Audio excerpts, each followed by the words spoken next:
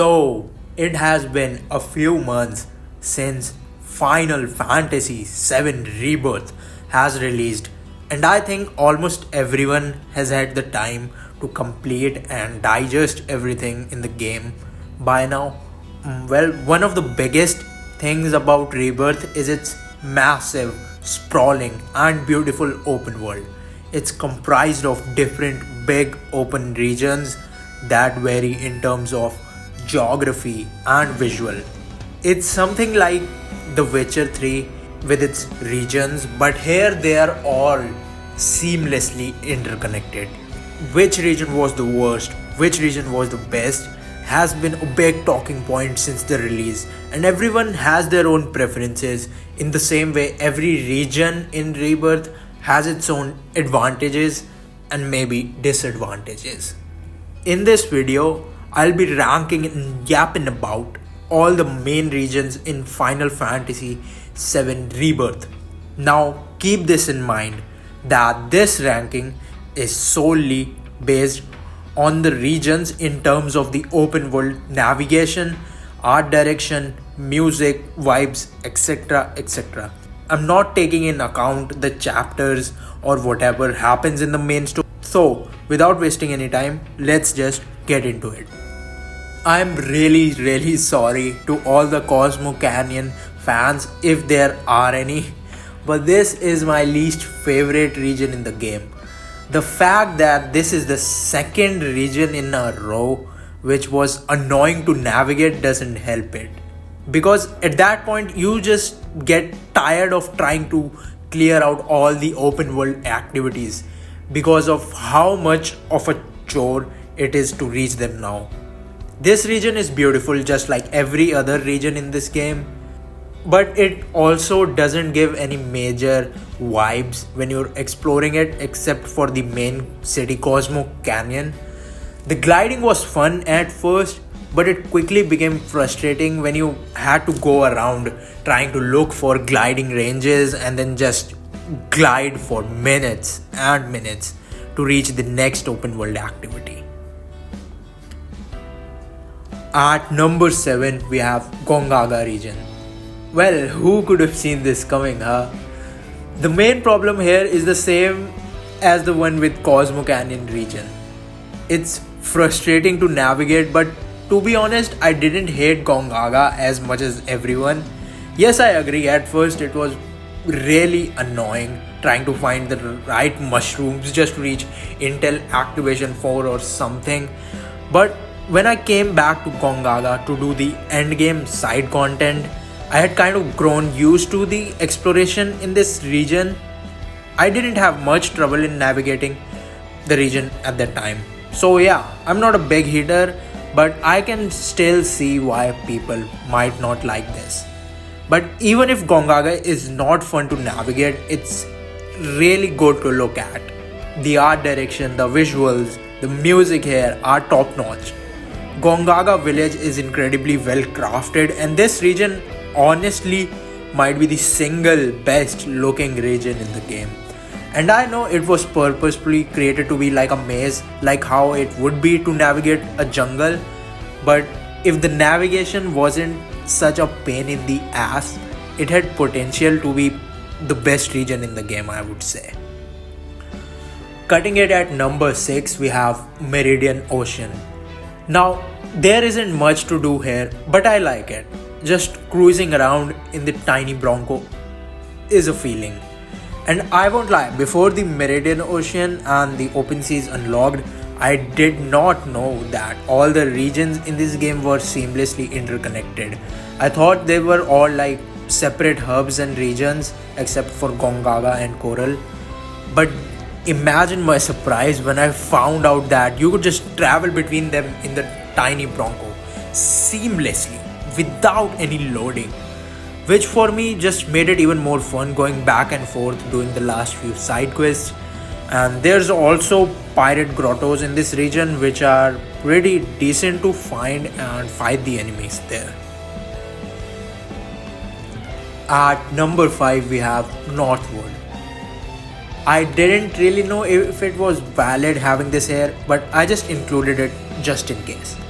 This is the final region in the game, and it's not open world or explorable or anything. It's where the end game takes place. This is a pretty decent looking and designed region. Not much to say here without giving any spoilers. So yeah, a small spoiler warning for chapter 13. I'll count the Temple of the Ancients as part of this region, and it was pretty fucking great to progress through that region. That whole gravity switching thing was cool, and using Aerith to rebuild with the live stream, that was also a very decent feature. Now, I've already mentioned that it looks great in terms of visuals, and I don't think there's anything more to add here. At number 4, we have the Nibble region. Now, this region is the very first in the game in the flashback opening chapter, but we only explore like a small part of it. When we come back later in the game, it's not the same anymore, which is a pretty cool thing to see. The chaos that Sephiroth caused here. This was also a really fresh breath of like a breath of fresh air after the back-to-back Gongaga and Cosmo Canyon regions. It was fun and interesting to explore with the Chocojet ability and not a pain in the ass. Now, this region was also pretty small compared to the rest, and you'd think the exploration would feel tiring by now after Gongaga and Cosmo Canyon. But it doesn't because of how well made, player friendly, and not overwhelming Nibble is. We're in the top 3 now.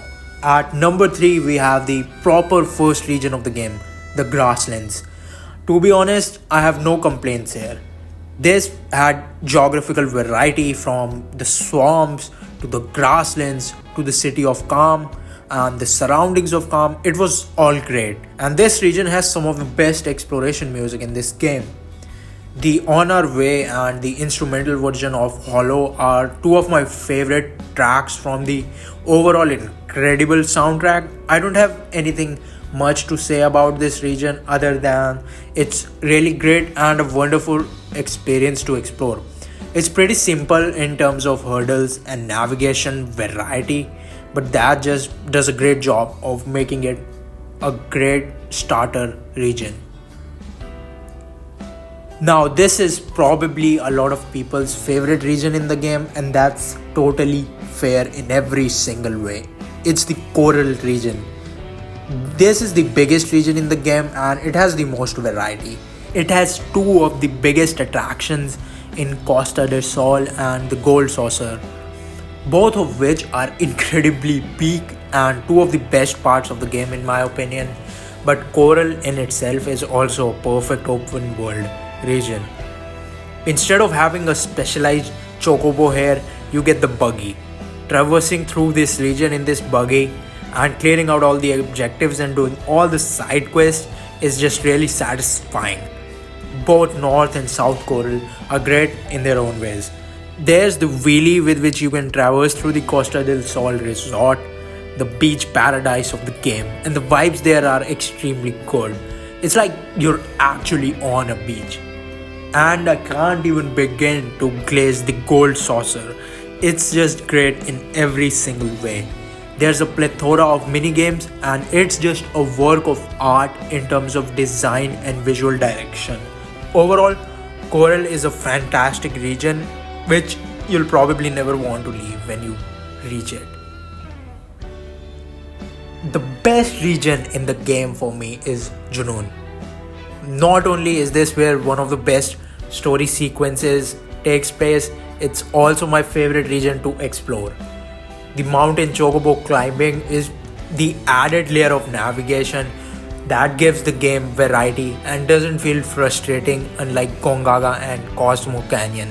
It's satisfying, it looks dope, and it's just really intriguing to reach places using that. The region is vibrant and war-laden at the same time. Under Janun is also really beautiful and is a perfect fit as the main city for this region. Then there's the other attractions like the tower, the crow's nest, and the mountain peak where you click the Big Bird's picture while with Tifa, the side quest, which all adds to the beauty and variety of this region. The music here is hopeful, uplifting, and totally vibey, and it fits with the feel of this place. Well, I think that's it. These were best and worst regions of Final Fantasy VII Rebirth in my opinion. If you like this video, don't forget to drop a like and don't forget to comment and subscribe if you'd like to see more similar content. Steve out.